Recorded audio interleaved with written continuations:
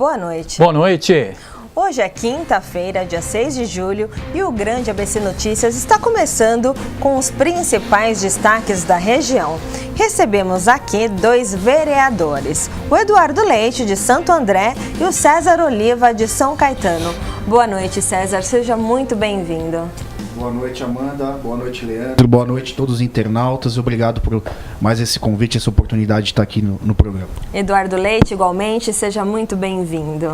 Obrigado, Amanda. Boa noite a você, o Leandro.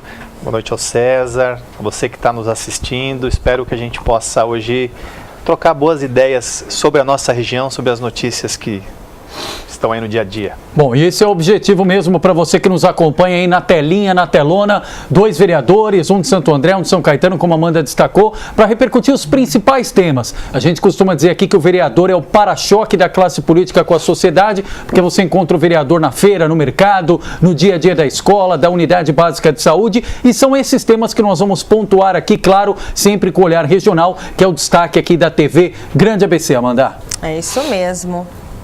E a Secretaria de Transportes Metropolitano do Governo Estadual autorizou, por meio de resolução publicada no Diário Oficial, a cobrança no valor de R$1 para usuários que realizarem, a partir da meia-noite desse domingo, a integração entre ônibus municipais e o sistema de trólebus do corredor ABD nos terminais metropolitanos Diadema, Piraporinha e São Mateus. Esse último é localizado na zona leste da capital, né, Leandro? Isso mesmo, Amanda. Para você ter uma ideia, Eduardo Leite, César Oliva, a medida vai afetar 27 mil passageiros todos os dias, sendo 18 mil referente a usuários que utilizam o serviço só no território de Diadema, Amanda. A implantação da cobrança anunciada em janeiro e posteriormente suspensa pela Justiça ocorre após o STJ, o Supremo Tribunal de Justiça, publicar no dia 20 de junho decisão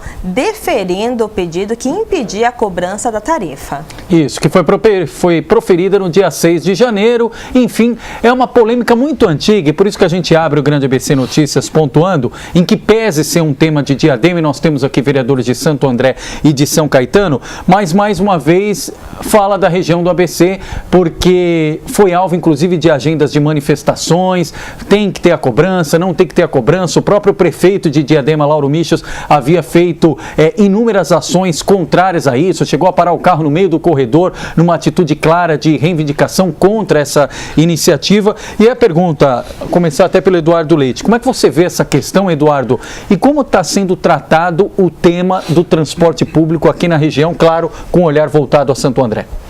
Bom, Leandro, nós estamos acompanhando há muito tempo e vivenciamos uma expectativa grande a cada eleição de que o governo do estado cumpra as promessas reiteradas durante as campanhas eleitorais e traga o metrô aqui para a região, né? Outro dia na Câmara de Santo André eu falei, é mais fácil você encontrar um elefante voando pelo céu do Grande ABC do que uma estação de metrô aqui, né? Porque... Aliás, o metropolitano é metropolitano só no nome, né? Porque na verdade ele é paulistano, ele não sai da cidade de São Paulo. Sim, não sai da cidade de São Paulo. E assim, pior do que nós não termos uma estação de metrô, o metrô não chegar aqui na região do Grande ABC, é a qualidade do transporte público.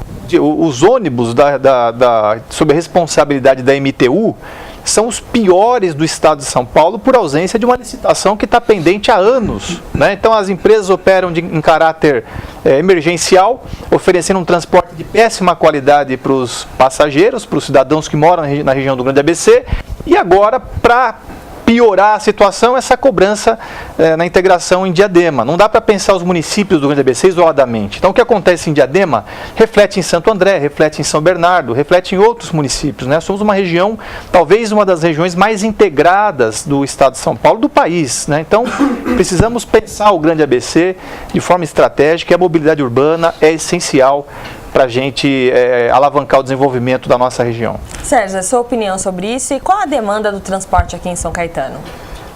Primeiramente, eu acho que a integração no transporte ela é essencial. A gente vê os municípios do ABC e região com uma certa integração razoável, mas eu acho que dar a desculpa da integração para mais cobrança, eu acho complicado. São contratos sempre milionários e a pergunta que fica é: o que está sendo revertido para o munícipe? Né? Nós temos em São Caetano do Sul, por exemplo, as mesmas linhas de ônibus sem alteração. Eu chamo elas de caminho de tropeiro, porque são mais de 60 anos sem com o alteração. Mesmo itinerário. As pessoas, para trocar de um bairro para o outro, para ir de um local de comércio para outro, elas têm que pegar 2 conduções, às vezes 3 conduções. E São Caetano tem 15 quilômetros quadrados. Poxa vida, será que ninguém vai um dia pôr atenção e refazer de acordo com as necessidades dos bairros, principalmente Prosperidade e Fundação, tem uma dificuldade incrível de transporte? Então acho que está na hora da gente pensar o que se reverte para o munícipe. Nossos ônibus não têm Wi-Fi, não tem ar-condicionado, é um absurdo. Eu acho que está na hora da gente pensar esse tema. E eu, como vereador na Câmara, já estou analisando os contratos e tentando entender essa situação, porque precisamos de a reversão para o munícipe, é o que a gente não vê hoje em dia. Mas e o vereador, ele fiscaliza isso? Porque apesar de São Caetano ser uma cidade pequena, ela é uma cidade que tem muitas subidas e descidas, então não é uma cidade que você poderia se locomover de bicicleta, por exemplo, né? Então, e nem a pé, porque devido a essas subidas e descidas fica inviável, né? Então o transporte público ele é muito importante. O transporte alternativo, a gente tem um problema realmente de relevo, porém a gente também pensa no transporte alternativo na Avenida Goiás, na Avenida Kennedy, na Guido já Liberti, é mais plano, né? Que é mais plano. É lógico que São Caetano não foi planejado, a gente tem um problema grande de disputa de espaço, cada vez mais carros e menos espaço para você se planejar. Mas eu acho que dá sim para pensar em bicicletários e outras ações de transporte alternativo. Não entre a cidade, porque nós temos muitos morros. E respondendo à sua questão dos contratos, Amanda, sim, o vereador pode fiscalizar, porque são contratos efetuados entre o município, né, e as empresas de ônibus. Então, mas essas informações, elas ficam realmente publicizadas? Porque diz muito que os empresários do ramo do transporte pedem aumento da tarifa, mas ninguém quer abrir as planilhas para dizer realmente quanto aumentou no custo do pneu, da borracha, da manutenção, da depreciação. O vereador consegue ter esses acessos? Olha, Leandro, a transparência é um tema complicado, né? Nós sabemos que muitos temas, o próprio vereador, que é o responsável pela fiscalização, não consegue adentrar. Mas nós temos aí uma ferramenta boa, que é a própria Lei de Acesso à Informação, em que o município, qualquer ente da administração direta ou indireta, é obrigado a responder aos questionamentos e abrir a documentação em contratos, se eu não me engano, em 20 dias, prorrogáveis por mais 10. Então a gente tem ferramentas sim para ter esse acesso. Se não é por bem, a gente utiliza o viés legal. E esse é o primeiro estágio. Tem outros, o Ministério Público, se for preciso, etc. Mas nós temos sim como fiscalizar e precisamos trazer essa responsabilidade dessa fiscalização para dentro da Câmara Municipal. Eduardo, e Santo André? A fiscalização por parte dos vereadores é feita, e como é que está a qualidade do transporte público na região? Então, nós estávamos, o César mencionou a dificuldade que o relevo impõe em São Caetano para a implantação de ciclovias, por exemplo, né? Tem um outro agravante, que aí não é um problema específico de São Caetano, toda a região metropolitana, que é o excesso de veículos nas ruas. E por que as pessoas optam pelo transporte individual? É porque o transporte coletivo não tem qualidade, né? A saída para as dificuldades que as grandes cidades enfrentam para solucionar o problema da mobilidade urbana é o investimento no transporte público, transporte coletivo, metrô, ônibus de qualidade, coisas que nós não temos na nossa região. Então é difícil mudar a cultura, né, do transporte individual, enquanto o poder público não oferece um transporte público satisfatório para a população. Qual é o nosso papel? Nós, como vereadores, temos a Constituição Federal e as leis orgânicas dos municípios, né, que são as constituições dos municípios, nos dão poderes para isso. para exigir documentos do Poder Executivo que nos permitam analisar os contratos, avaliar o custo do transporte, e esse é o nosso papel, é isso que a gente vem fazendo. Hoje mesmo de manhã, eu estive em Santo André, numa rua, uma avenida no bairro de Santa Terezinha, acompanhando um grupo de munícipes, porque justamente para discutir esse tema, né, para apurar uma mudança no itinerário ali na região de Santa Terezinha, no Bangu, em Santo André, que foi feita sem o menor critério, sem o menor cabimento, causando transtorno para a população, forçando as pessoas a andarem 20 minutos para poder pegar o ônibus, isso sem consultar, sem discutir, sem estudar melhor, né? Então, isso precisa mudar, esse é o nosso papel, né? Nós, vereadores, eu acredito que aqui em São Caetano o César passa pelos mesmos desafios, temos essa missão, digamos assim, né? Contribuir, na medida do possível, para tentar melhorar a qualidade do transporte. Bom, agora passando pelos nossos internautas, dando boa noite ao Murilo Bazeio, a Cleo Fontes, a Maria Zilma. Muita gente nos acompanhando, legal, pessoal. Tem uma pergunta aqui do Jeff Moreira. Gostaria de saber sobre o que os senhores vereadores acham sobre o motorista fazer o trabalho de cobrador, muitas vezes desviando a atenção do trânsito para poder encontrar o troco.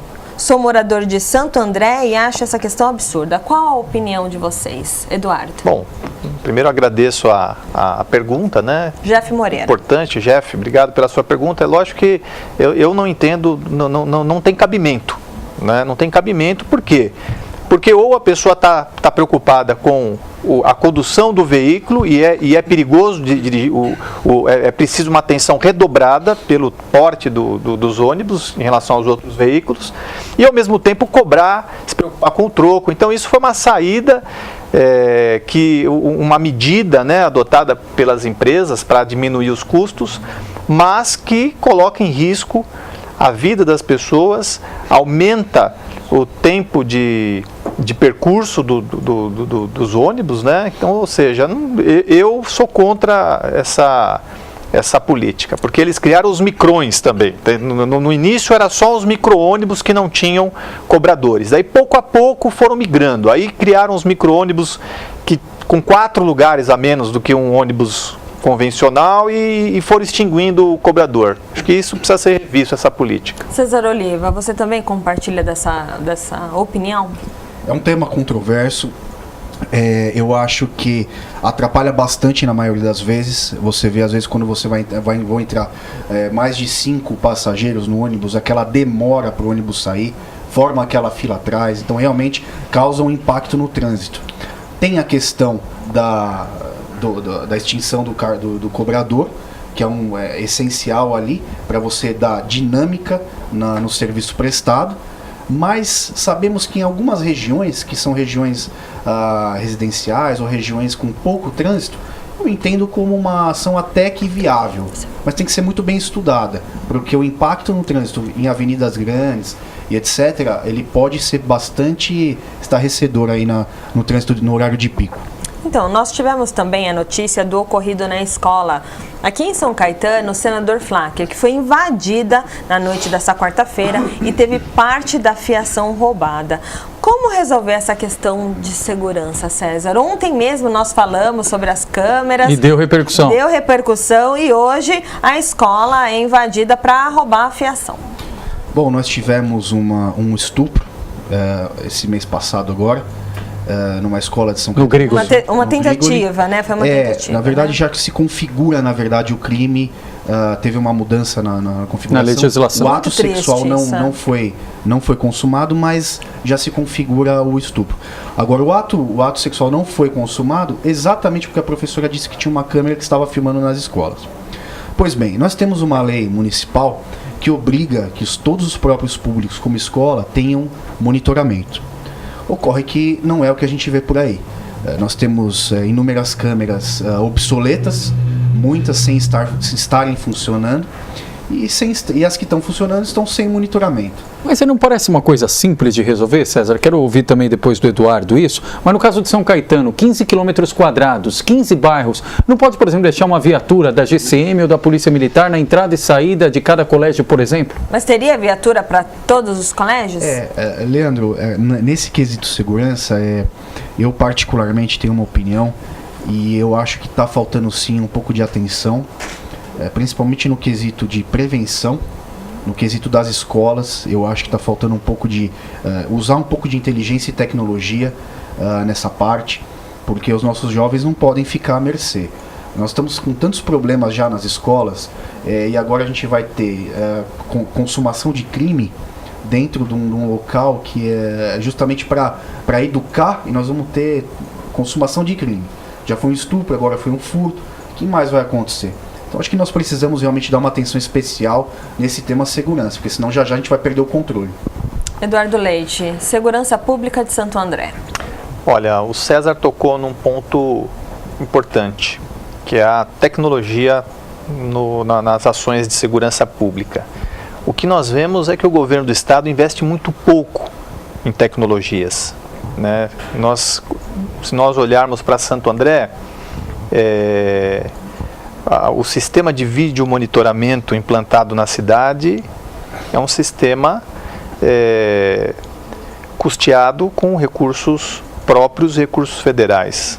Então, o governo do estado, eu não sei se aqui em São Caetano existe alguma câmera, uma central de vídeo monitoramento como nós temos em Santo André, mas pelo menos lá não foi uma ação, uma iniciativa da Secretaria de Segurança Pública. E o governo do estado é o principal responsável pela segurança pública. Afinal de contas, quem controla a Polícia Civil, a Polícia Militar, a Polícia Técnico-Científica, os presídios, é o governo do estado, né? Compete ao município apoiar as ações de segurança pública, mas o grande responsável pela própria Constituição Federal é o governo do estado. E as tecnologias são raríssimas, né? A implantação das câmeras de vídeo monitoramento pode otimizar o trabalho da polícia, como contribui em Santo André. Precisamos expandir na nossa cidade, temos uma carência demais de ampliar esse serviço, e o efetivo da região do Grande ABC é baixo diante dos índices de criminalidade que atingem a nossa região. Enfim, né, são muitas ações que precisam ser discutidas entre os 7 municípios para que haja uma ação integrada de combate e prevenção à violência na nossa região. Nós falávamos aqui antes de começar o programa sobre a câmera. Ela ajuda como o Eduardo Leite, no pós-crime. Aí você discordou, você falou assim, não, ela inibe, né, a ação, porque a pessoa não quer ser reconhecida, né? A câmera realmente ela vem para inibir a ação? Até que ponto ela ajuda? Até que ponto? Amanda, essa pergunta é muito boa. Eu visitei aproximadamente uns 10 municípios que têm cases de sucesso nessa questão do vídeo monitoramento. Eu acho muito importante o vereador sair do município, às vezes, viu? Então, fazer só aquela política interna, às vezes você não sabe o que está acontecendo por aí. Então, como esse tema é importantíssimo, eu já visitei pelo menos uns 10 municípios. E vi muita coisa por aí, vários conceitos e interpretações. Mas o que me chamou a atenção, e a causa de eu lutar tanto por esse tema, é porque a média da queda de criminalidade nas zonas monitoradas é de 60%. Em Praia Grande, as zonas monitoradas, você caiu 80% da criminalidade. Então nós estamos falando assim de uma coisa, não é inventar a bola. É realmente você pôr uma câmera, porque o meliante ele tem medo de ser identificado. Ele tem medo de ser identificado. Então, o monitoramento, hoje, ele é essencial, já que estamos enfrentando um aumento de criminalidade a nível Brasil. Isso é inerente. Não é questão de São Caetano, Santo André ou São Paulo, é nível Brasil. E a crise econômica agrava essa questão da violência e da criminalidade. Então, o que eu tenho visto por aí, Leandro, é a questão da essencialidade de São Caetano e a região começar a pensar em monitoramento. E como o meu colega aqui mencionou, infelizmente o governo do estado ele não tá tendo condições de fazer o seu papel, que seria zelar pela segurança. Então a gente vê os municípios tomando o bastão para si, investindo o dinheiro do município para esse quesito do vídeo monitoramento. Então é uma questão muito controversa. E pior ainda, viu, meu colega, é que estamos pior que Santo André. Estamos pior que Santo André. Nós tivemos em 98 e 99 aqui o desenvolvimento do 199, uma pequena central de vídeo monitoramento pelo nosso saudoso prefeito Tortorello. Na época foi um belo monitoramento efetuado, mas não foi dada a manutenção devida nas últimas gestões e chegamos que hoje não temos monitoramento. Não está funcionando o 199, né? O ano passado tinham 2, 3 câmeras, mas ninguém monitorava. Então assim, caiu por terra. Então nós precisamos realmente sair do papel e buscar alternativas para voltar com o monitoramento para São Caetano do Sul. Me parece que o projeto já está sendo desenvolvido. Eu gostaria muito de participar como presidente da Comissão de Segurança da Câmara. Eu vou buscar mais informações depois, me parece que está sendo desenvolvido.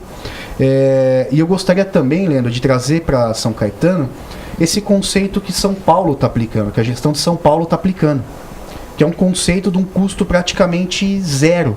Você aproveitar os equipamentos já existentes no comércio e nas residências. É de aproveitar os equipamentos privados ou de você receber doações de empresas de monitoramento para você fornecer o material e você trabalha junto com o munícipe. Porque quem não quer ter a sua rua monitorada?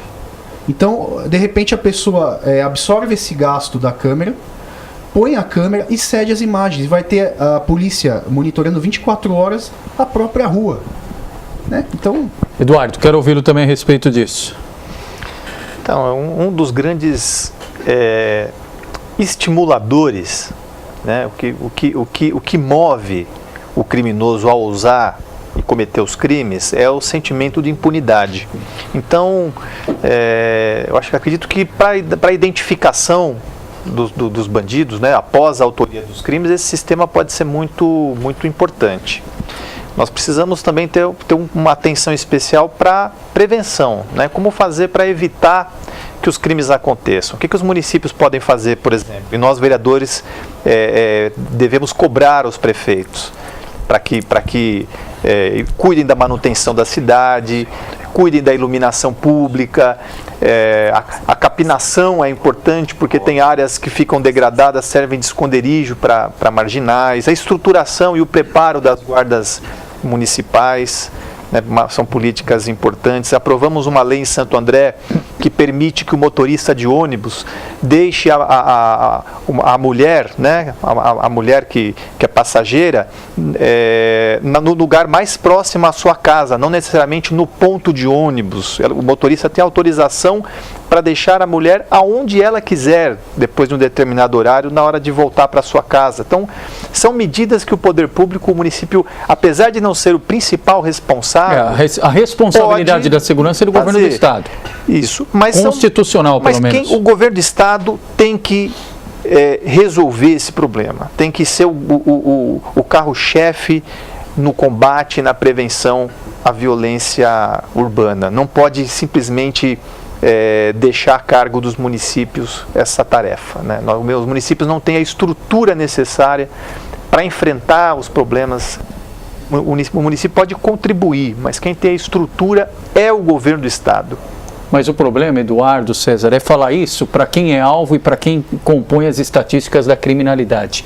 Porque parece que esse diagnóstico é tão antigo e a gente tem esse debate há tanto tempo. Não, a prefeitura está fazendo mais do que ela deve, porque o Estado não coloca gasolina nos carros da PM, aí sobra para a prefeitura colocar. E isso que a gente nem estende para a educação, no caso da merenda, que deve ser responsabilidade do governo do Estado, uniforme e tantas outras coisas aqui. Por isso que a gente quer contar mais uma vez com a sua participação, muita gente comentando aqui. E na medida do possível nós vamos pontuar, mas em especial esses dois temas a gente quer pedir a sua colaboração. Você usa ônibus no ABC, independentemente da cidade, Santo André, São Bernardo, São Caetano, Diadema, Mauá, Ribeirão e Rio Grande? Relate aqui como é que é o dia a dia do seu transporte. Eu vou abrir uma exceção aqui, porque a EAOSA não precisa nem falar que é ruim. EAOSA é péssima, não é ruim. Tem inúmeros comentários aqui, como do Geraldo Gasparotto, é absurdo. Tem goteira, você não consegue dar sinal para o motorista, você tem que gritar quando você quer parar, ou seja, é um absurdo, não sei por que não se aplicam as multas, o empresário chegou a estar foragido, responsável pela Rosa, eu acho que não tem nem coragem de colocar a família dele num coletivo como esse, mas enfim, são alguns dos abusos. Né? E aí eu quero só fazer uma pergunta antes, eu sei que a Amanda tem muitos comentários, Eduardo e César, muita gente comentando aqui, como é que os prefeitos podem cobrar os empresários de ônibus se as empresas são as maiores doadoras de campanha? Fiquem à vontade. Leandro, uma coisa puxa a outra. Não deveria puxar, mas puxa. Uma coisa elas deveriam ser estanques, mas na verdade elas acabam ficando interligadas por essas questões que você mencionou. Mas eu acho que aí, Leandro, o que o prefeito faz deve ser fiscalizado. E nós estamos aqui exatamente para isso. Então, se existe alguma vista grossa para isso, por causa de algum compromisso, alguma coisa de passado, amizade, sei lá, eu acho que aí entra a Câmara dos Vereadores, que não pode ser inerte para agir e para entender o que está acontecendo. É uma cumbuca que ninguém põe muito a mão, mas eu acho que aí entra o papel do vereador.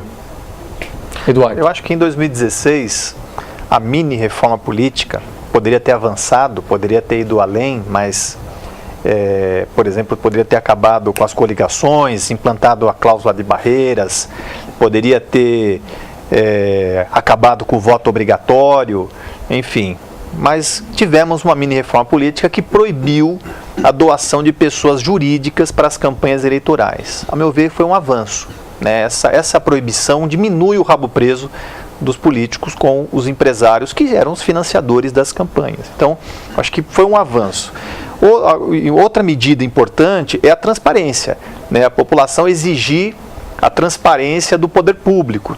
As informações têm que estar disponíveis na internet, não pode, e tem que estar disponíveis no local de fácil acesso, porque enfiar uma informação importante no meio em que o usuário, né, o cidadão, a cidadã, tenha que praticamente percorrer um labirinto para encontrar, também é uma forma de esconder da população as informações importantes para a fiscalização. Então, a transparência exige não apenas a publicidade nos sites, mas também a localização fácil no site dos municípios. Né? Tem muitas informações que o munícipe é como sair de um labirinto para encontrar. Tem que ter um mapa ali para chegar.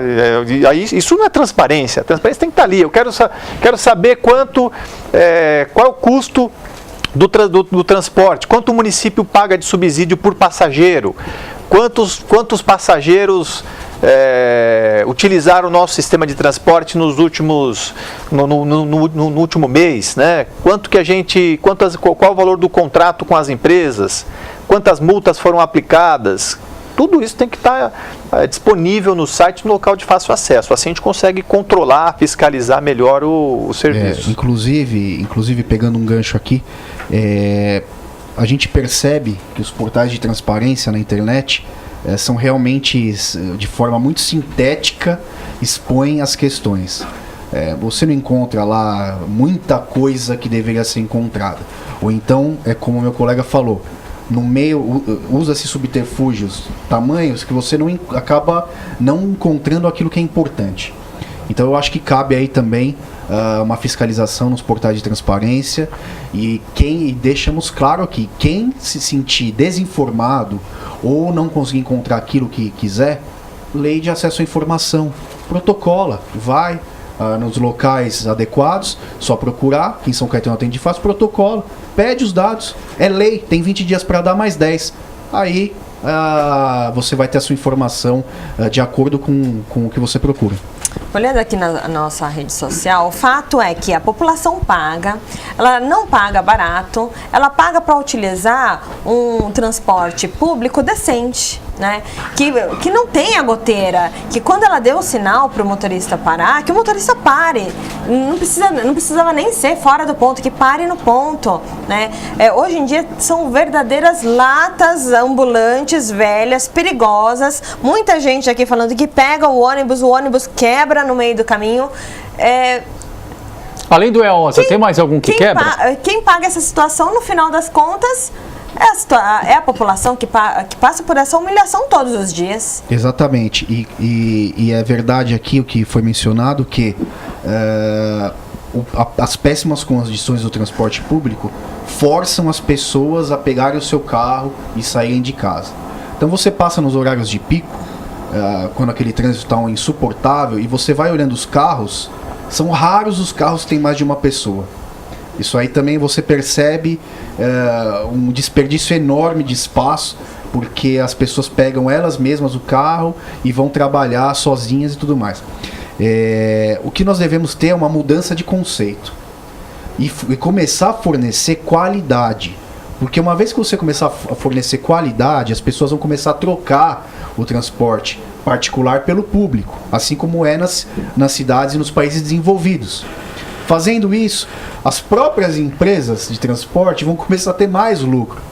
Então acho que falta um pouco de inteligência na jogada, né? Vamos melhorar a qualidade para aumentar a clientela e fazer as pessoas trocarem o transporte particular pelo transporte público. Foi criado o rodízio, isso funciona em São Paulo, aqui no ABC não, mas em São Paulo foi justamente para ver se aliviava esse trânsito. Aí o que as pessoas começaram a fazer? Adquirir um outro carro para fugir do rodízio. E como mudar esse hábito? Se você...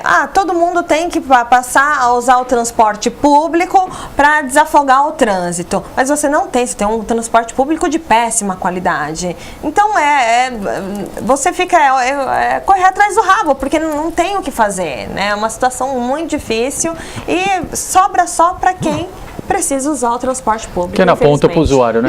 No caso do Wi-Fi, por exemplo, está funcionando em Santo André, Eduardo? Em alguns ônibus, né? E alguns funcionam, outros não funcionam. Agora, a prova de que o investimento é possível investir em transporte público e oferecer um transporte público de qualidade é até contraditório, vem do próprio sistema de trólebus, né? Os trólebus foi um sistema que deu certo.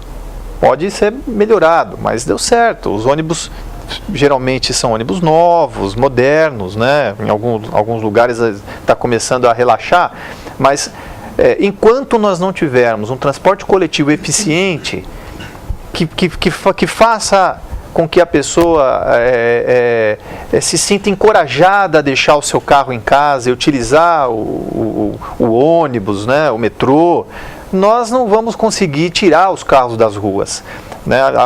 O mesmo rodízio foi implantado, mas as pessoas buscaram uma outra alternativa, que foi o transporte, continua sendo o transporte individual, né? Como é que nós estamos no século XXI e o metrô que foi de São Paulo, que começou a ser implantado na mesma época que foi implantado o metrô na cidade do México, né? Uma cidade que tem uma malha metroviária 3 vezes maior do que a nossa. Isso é inadmissível. Se nós pensarmos que durante os últimos 30 anos é o mesmo grupo político que governa o estado de São Paulo, portanto não houve alternância que justificasse o atraso. Um governo está começando, então até pegar no ritmo para começar. Não. A cidade vem sendo, o estado de São Paulo vem sendo administrado pelo mesmo grupo político há mais de 30 anos, e nesses 30 anos o metrô avançou a passo de tartaruga, não chegou aqui no Grande ABC ainda, está longe de chegar, porque a cada eleição vem as promessas e depois nós já estamos quase terminando, já vamos ter eleição ano que vem. E eu ainda me lembro, na anterior, o governador dizendo que não, que agora ia chegar, que estava tudo certo, que ia ter recurso, a licitação estava sendo concluída. E aí, será que qual vai ser a justificativa em 2018 para nós não termos aqui no ABC ainda uma estação? E o principal termômetro, César, Eduardo, é justamente aqui a participação do nosso internauta, né, Amanda? Cauê Vinícius, por exemplo, o transporte público é de péssima qualidade, o custo para o usuário é muito alto. Onde está a relação custo-benefício? O Antônio Melo disse que ele sai de carro da casa dele e vai ao centro de São Caetano, porque o combustível mais a Zona Azul ainda sai mais barato, porque a passagem no preço que tá, com a qualidade que oferece, é péssimo. Agora tem uma história aqui, ó, aquela da Suziene Belo. Eu moro em Santo André, Camilópolis, os ônibus estão caindo aos pedaços, demora muito a passar, cerca de 40 a 50 minutos, isso quando não quebra, aí demora 1 hora ou mais para passar. Fora o trânsito por causa de 2 pontes quebradas que o prefeito não autoriza a arrumar essas pontes caídas, onde já tem um projeto autorizado, protocolado do elevado de Santa Terezinha que o prefeito Paulo Serra não quer fazer, é isso mesmo? Na verdade, existe, Santo André teve a infelicidade de 3 pontes caírem nos últimos anos, né? A primeira no início do governo do prefeito Carlos Grana, que rapidamente ele reconstruiu, e no final do ano passado caiu uma ponte em Santa Terezinha, continua ainda lá, não foi iniciado o reparo, e outra no centro também da cidade. Essa ponte de Santa Terezinha, o prefeito está esperando um recurso do BID para poder fazer a intervenção. Acontece que esse recurso do BID não vai chegar. Santo André é um município que tem um endividamento alto, né? E estamos vivendo uma situação econômica no país complicada, e dificilmente esse recurso chega para Santo André. E realmente essa ponte precisa ser reconstruída com recursos próprios. O governo precisa priorizar a reconstrução da ponte Santa Terezinha, porque a população está sofrendo com um trânsito infernal nos horários de pico. Teve alterações no itinerário dos ônibus em virtude da queda dessa ponte, né? Mexeu drasticamente na vida das pessoas, e nós corremos o risco de esse recurso do BID que o prefeito pretende usar para reconstruir, né, fazer esse elevado em Santa Terezinha, não chegar, né? Então essa é a reclamação da Suziene, que agradeço a oportunidade de, mais uma vez aqui, cobrar o nosso prefeito para que providencie o mais rapidamente possível a reconstrução dessa ponte de Santa Terezinha, fundamental para a mobilidade urbana ali na região. César, estão falando aqui na rede social que a estação de trem aqui de São Caetano não está de acordo com a lei de acessibilidade. É verdade isso? É verdade. Eu, inclusive, já fiz um requerimento à empresa responsável exigindo a acessibilidade do local. Inclusive aquele túnel ali muito famoso, aquele túnel ali embaixo, quando chove alaga, é uma tristeza. Nós estamos realmente largados às traças. Eu acho que a gente tinha que ter uma força conjunta aí de legislativo com o executivo para cobrar a empresa, o governo, para arrumar essa questão. Porque por que não temos acessibilidade? Eu acho que São Caetano precisa parar de viver de fama. É muita fama para São Caetano. É o IDH, é cidade tecnológica. Eu não entendo, tecnológica aonde? Aonde nós temos Wi-Fi nas praças para as pessoas? Cadê a tecnologia do vídeo monitoramento, que há anos e anos é cobrado pela população? Cadê uma tecnologia de sistemas de educação, de saúde? Nós não temos. Então, São Caetano precisa parar de viver de fama. Precisamos colocar a mão nos problemas e resolver. Eu, como vereador, estou tentando, apresento soluções, indico, faço requerimentos, só que o problema é que as coisas são muito lentas. Infelizmente, né? Não é a velocidade em especial que o cidadão espera. E aqui muita polêmica, ainda o pessoal falando a respeito da qualidade do transporte, enfim, vários temas, mas quero chamar a atenção porque na manhã desta quinta-feira, a reportagem da TV Grande ABC esteve acompanhando um grupo de mulheres que faz uma discussão do dia a dia, é um grupo apartidário, mas não apolítico. E nós conseguimos rapidamente entrevistar a responsável pelo grupo Magazine Luiza, mais de 800 lojas aí em todo o Brasil, a Luísa Trajano. Além de falar da economia, falou de política, mas ali na reunião com as mulheres, ela passou uma mensagem importante e a gente vai repercutir aqui na sequência. Acompanhe. cronograma, vocês vão ter tudo pronto, vocês vão ter informação, mas aí é o momento de cada um, concorda ou não? Número para nós é importante, porque nós vamos fazer muito movimento pelo Brasil, muito movimento. O ano que vem a gente não esperava, a gente tem um grupo de políticas públicas, mas a gente vai entrar com 3, 4 coisas que é unanimidade, que vocês vão ver agora. Por exemplo, eu não posso entrar, nós não podemos entrar querendo tirar esse mundo de políticos que tem 39 partidos que nós vamos apanhar o ano que vem, concorda ou não? Se eu entrar com isso, nós vamos perder. Mas é vontade nossa tirar 39 partidos. Se eu não falar isso, não é verdade. É vontade. Mas nós vamos entrar com um projeto assim, ó. Todos os políticos, dentro de 3 anos, têm que pôr filho em escola pública. Esse grupo que a Luísa lidera é um grupo fantástico. E aproveitando aqui a fala da Luísa, 39 partidos é muita coisa, né? Muita coisa. É um excesso, esse excesso de partidos, o que acontece? Pulveriza a responsabilidade pelas decisões que são tomadas no Congresso Nacional. E essa pulverização dificulta o eleitor identificar os responsáveis pelos erros e pelos acertos. Você tem uma decisão tomada por um partido político, a tendência é você lembrar no futuro se essa decisão foi equivocada, se essa posição foi equivocada. Agora, quando isso se dissolve em dezenas de partidos, de representantes filiados a dezenas de partidos, fica difícil cobrar. Né? Então, e fora isso, é a malandragem de muitos partidos pequenos que existem para negociar o tempo de TV. Né, um horário precioso na televisão, numa Aliás, campanha parece eleitoral. que a sopa de letrinha só existe para isso, fundo partidário e tempo de televisão. Exato. Não, eu acho que tem que ter cláusula de barreiras, nós temos excessos de partidos, tem que ter um mínimo de Mas e aí, Eduardo, aprovação. eleição ano que vem, o prazo para mudar é até setembro, estamos no meio do Congresso, o Temer não sabe se fica ou se sai, relatório chegando na CCJ da Câmara, e aí, a regra do jogo não vai mudar?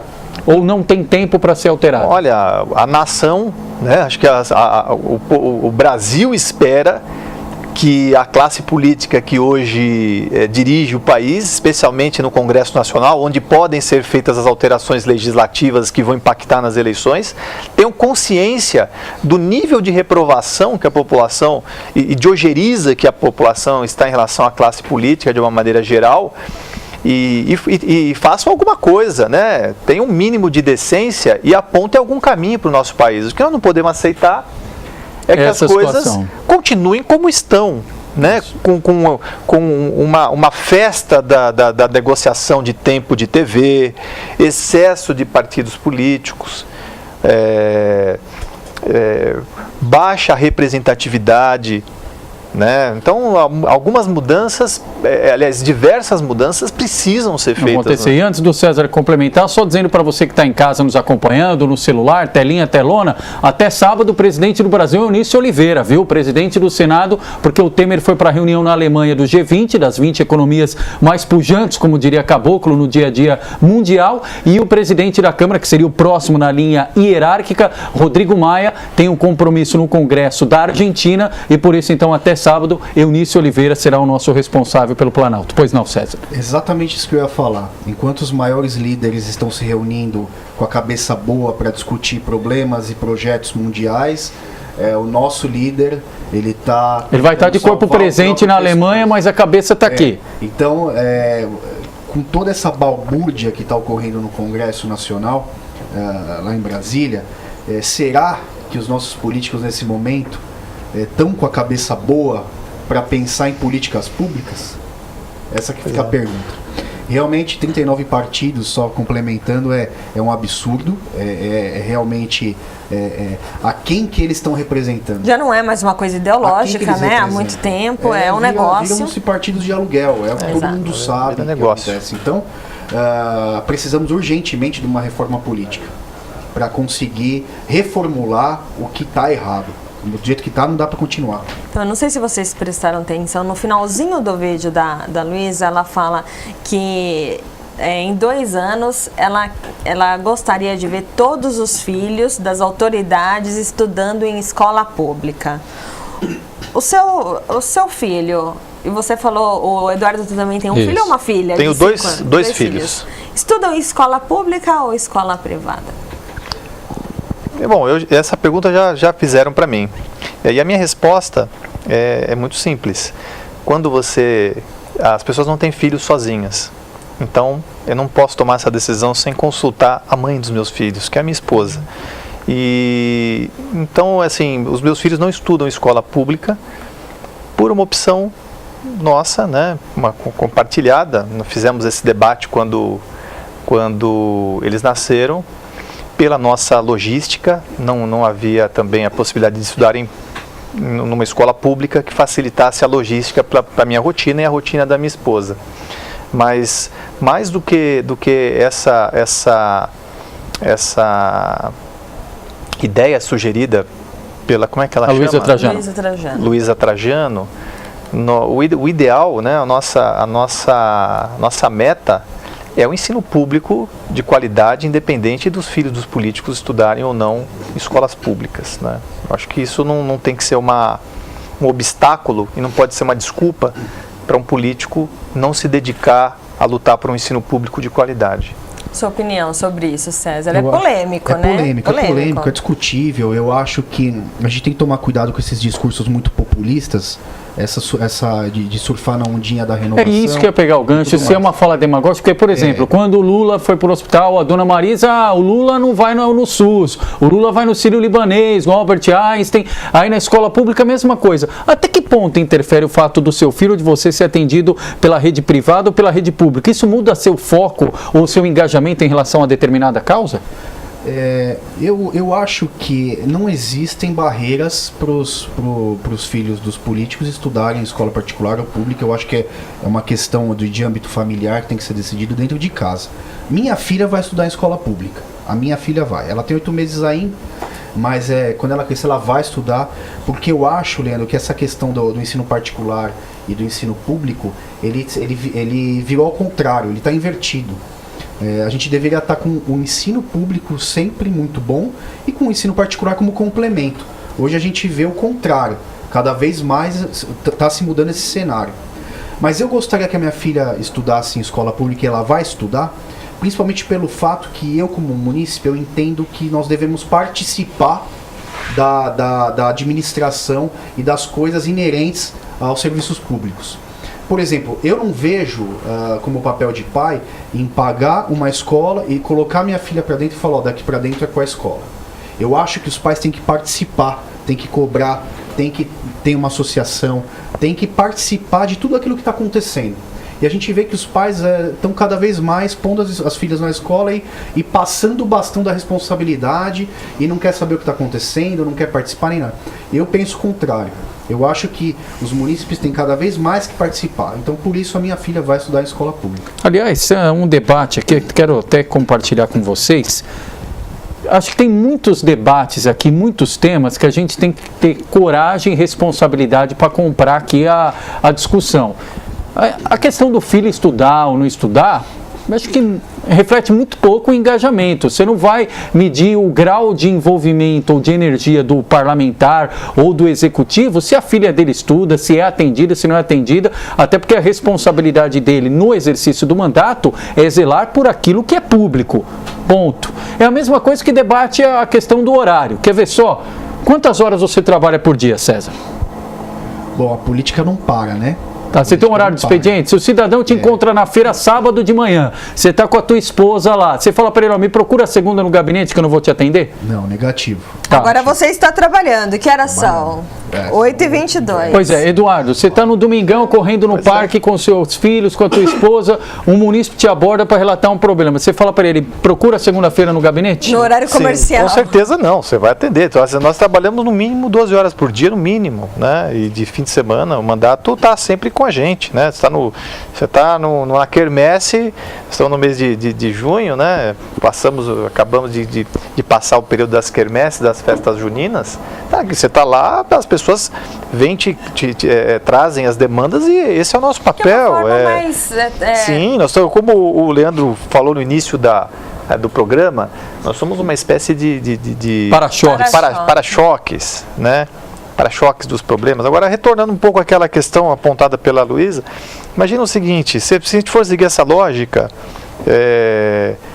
O político tem que ser, os filhos têm que estudar em escolas públicas, não pode ter convênio médico, tem que utilizar o transporte coletivo, porque a maioria da população utiliza o transporte coletivo, então não pode ter carro. E tem coisas que eu, no meu caso, sou advogado. Antes de ser vereador, meu filho estudava numa escola particular. Não faz sentido, a partir do momento que eu me elejo, agora eu vou interferir na vida do meu filho. A mensagem que ela quer então, acho importante... é que ela pretende, o que ela acha é que a escola deveria ser tão boa a ponto que as autoridades queiram matricular os filhos na escola pública. Hoje ninguém quer, hoje é um castigo, né? É a pior coisa você falar assim, olha, você fala pro seu filho, se você não ir bem na escola, eu vou te colocar no colégio público. Então virou um castigo o colégio público. Por quê? Porque a educação é ruim, né? Então, a intenção é que seja melhorada a educação, a qualidade do ensino, para que todos, inclusive as autoridades, queiram matricular seus filhos. E até porque, infelizmente, as notícias negativas sempre emergem também da rede pública. A gente falou do Grigoli, é uma escola pública, onde uma professora sofreu uma tentativa de abuso sexual, de estupro. Hoje a notícia da escola Senador Flacra, uma escola pública também. E você ou não tem notícia da rede particular, ou se você tem, ela é muito bem maquiada e muito bem mascarada, porque você não tem notícias assim do dia a dia da rede privada. Mas, enfim, são os desafios para os nossos representantes e também para a sociedade como um todo, Amanda. E, assim, César, como resgatar a confiança da população na classe política? Eu costumo falar, eu tenho uma seguinte ideia. A política, ela é muito poética, ela é muito bonita, a essência da política. A política, ela é essencial à sociedade e vice-versa. Sem política, você não vai ter uma organização social. Então, se ela é essencial, e ela só vai mudar de dentro para fora, esse sentimento justificável de política, corrupto não presta, que é justificável, dá para entender, haja vista Brasília, porém ele está errado. Quanto mais a população de bem se afastar da política, mais vai criar ambiente para os corruptos. Tem que ser o inverso. Como já diria, o mal só prevalece quando os bons não fazem nada. Exato, tem que ser o inverso. Tá cheio de corrupto, tá cheio de sem vergonha, a política tá horrível, vamos encostar, é a hora de cobrar. É a hora de cobrar. Né? É assim, esse é o movimento. Então, quanto mais, a gente viu isso nessa última eleição em São Caetano, principalmente, o nível de abstenção. Me deixa triste o nível de abstenção, embora respeite, lógico, democraticamente, me deixa triste, porque é como se você tivesse uma carta para jogar, mas você prefere se abster do jogo. Não é melhor você tentar participar, tentar buscar um candidato, e para depois você cobrá-lo, e ter essa legitimidade da cobrança e tudo mais? Aí você se abstém do jogo, e é o jogo que das regras das pastas públicas, das políticas públicas, que interfere diretamente na vida de todo mundo. Então eu acho que é a hora da população, ao invés de se abster, de grudar na política e cobrar realmente dia a dia aqueles que estão eleitos. Eduardo? Eu vou pegar um trecho de uma entrevista, um depoimento de um deputado inglês de alguns anos atrás, né, que diz o seguinte: a democracia, né, e o sistema político, ele vai se tornar mais eficiente, né, com um sistema mais justo, uma classe política melhor do que nós temos hoje, no dia em que as pessoas de bem forem tão ousadas quanto os canalhas. Essa é a raiz do problema. As pessoas de bem precisam participar da atividade política, ainda que não optem por não disputar uma eleição, mas acompanhar. Precisa escolher um parlamentar, escolher um político, escolher alguém que os represente e acompanhar o mandato, fiscalizar, cobrar, né? Porque esse afastamento da população, esse afastamento que a crise que nós atravessamos provoca na população é justamente o contrário do que nós precisamos fazer. Tá, e aí, rapidinho, 30 segundos para a gente encerrar. Rapidamente, Eduardo, vai ser candidato a deputado ano que vem? Eu estou construindo junto com o meu partido, né, em Santo André. Santo André é uma cidade que não tem nenhum deputado federal. Isso faz com que o nosso município perca recursos, tenha mais dificuldade em estabelecer parcerias e cobranças junto ao governo federal.